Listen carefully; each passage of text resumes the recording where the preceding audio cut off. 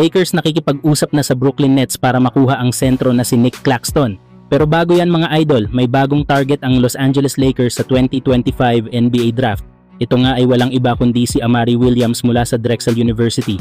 Isang 6'10" center forward mula England na kilala sa kanyang depensa, hustle at rim protection. Sa kanyang huling season sa college, nag-average siya ng 12.2 points, 7.8 rebounds, 1.8 assists, 2.1 blocks per game at may 51% shooting sa field. Ang kanya namang mga naging achievements sa college ay ang mga sumusunod.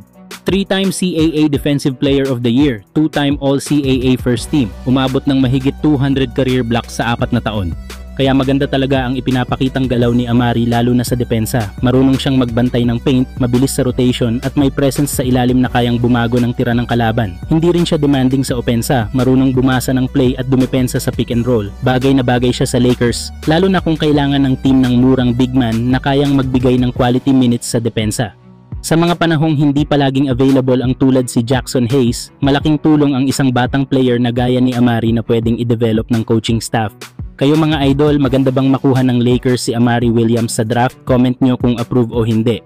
Samantala sa nalalapit naman na off-season, pinagtutuunan ng pansin ng Los Angeles Lakers ang pagpapalakas ng kanilang depensa lalo na sa ilalim ng basket. Isa sa mga pinakamainit na usapin ngayon ang posibleng pagkuha nila kay Nick Claxton mula sa Brooklyn Nets.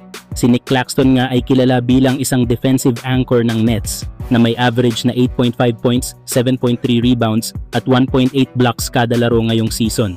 Bagamat hindi siya malaking scorer, ang kanyang rim protection at defensive presence ang malaking kailangan ng Lakers para masolusyonan ang kanilang problema sa paint defense na labis nilang naranasan sa mga huling laban nila lalo na kontra Minnesota Timberwolves. Ayon sa mga ulat, posibleng makuha ng Lakers si Claxton kasama si Keon Johnson at 2 second-round picks mula sa Nets sa 2026. Kapalit naman nila ay sila Dalton Knecht, Maxi Kleber, Gabe Vincent at isang top 5 protected first-round pick sa 2031 mula sa Lakers. Ang trade na ito ay makakatulong agad sa Lakers sa pag-stabilize ng kanilang frontline habang nagbibigay rin ng karagdagang depth gamit si Johnson. Sa kabilang banda, makakakuha naman ang Nets ng promising young player at mga assets para sa kanilang rebuild. Bagamat may mga hamon sa salary cap, malinaw na ang Lakers ay seryoso sa pag-ayos ng kanilang depensa at pag-aayos ng kanilang roster para mas maging competitive sa susunod na season. Kayo mga idol, ano sa tingin nyo? Makakatulong ba si Nick Claxton sa Lakers para bumalik ang kanilang panalo at defensive toughness? Huwag kalimutang mag-like, share at subscribe para sa mas marami pang NBA updates.